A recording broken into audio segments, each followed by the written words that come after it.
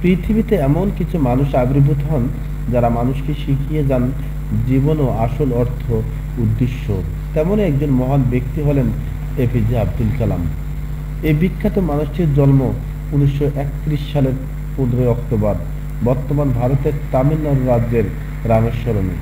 তিনি ভারতীয় প্রজাতন্ত্রের একাদশতম রাষ্ট্রপতি হিসেবে নির্বাচিত হন। তিনি শুধুমাত্র ভারতের প্রাক্তন রাষ্ট্রপতি হিসেবে স্মরণীয় নন, জীবনকে কিভাবে মানুষের কল্যাণে নিরেশভাবে কাজে লাগানো যায় তা নিয়ে নিজের জীবন দিয়ে শিখিয়ে গেছেন।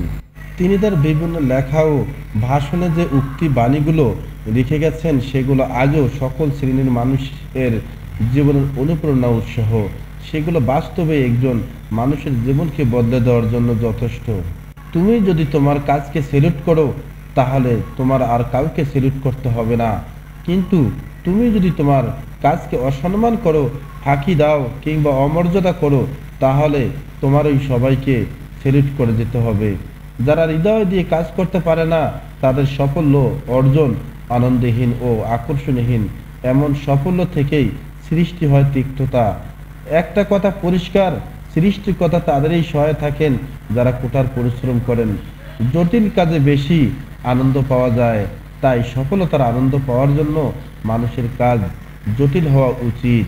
যারা যাদের হৃদয় দিয়ে কাজ করতে পারে না তারা কেবল একটি ফাঁকা অর্ধ হৃদয় সাফল্য অর্জন করে, যা চারদিকে তিক্ততার জন্ম। তোমার কাজকে ভালোবাসো কিন্তু তোমার কোম্পানিকে ভালোবাসো না, কারণ তুমি হয়তো জানো না কখনো কোম্পানিটি তোমাকে ভালোবাসবে না। স্বপ্ন সেটা নয় যেটা তুমি ঘুমিয়ে ঘুমিয়ে দেখো, স্বপ্ন হলো সেটাই যা পূরণের অদম্য ইচ্ছা তোমায় ঘুমাতে দেবে না। প্রথম জয়ের পর কখনোই বিশ্রাম নেওয়া উচিত নয়, তাহলে দ্বিতীয়বার যদি আমরা ব্যর্থ হই তখন সবাই বলবে প্রথমটা তুমি ভাগ্যের জোরে পেয়েছো। ব্যর্থতা কখনো আমায় টপকে যেতে পারবে না যদি আমার মধ্যে সফল হওয়ার যথেষ্ট মনে জোর না থাকে। নির্দিষ্ট লক্ষ্য, ক্রমাগত জ্ঞান সঞ্চয় করা, কঠোর পরিশ্রম ও হার না মানা মনোভাব, এই চারটি জিনিস মেনে চললে যে কোনো কিছুকেই লাভ করা যেতে পারে। আত্মবিশ্বাস এবং কঠোর পরিশ্রম হলো ব্যর্থতা নামক একটি রোগের মারার সেরা ওষুধ। এটি আপনাকে সফল ব্যক্তি করে তুলবে। কঠিন কাজে আনন্দ বেশি পাওয়া যায়, তাই সফলতার আনন্দ পাওয়ার জন্য মানুষের কাজ কঠিন হওয়া উচিত।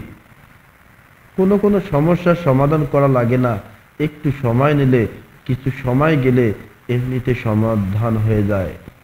সমস্যার মুখোমুখি হতে হবে, সমস্যা থেকে পালিয়ে বেড়ালে কোনোদিনও সমাধানের দরজা খুলবে না।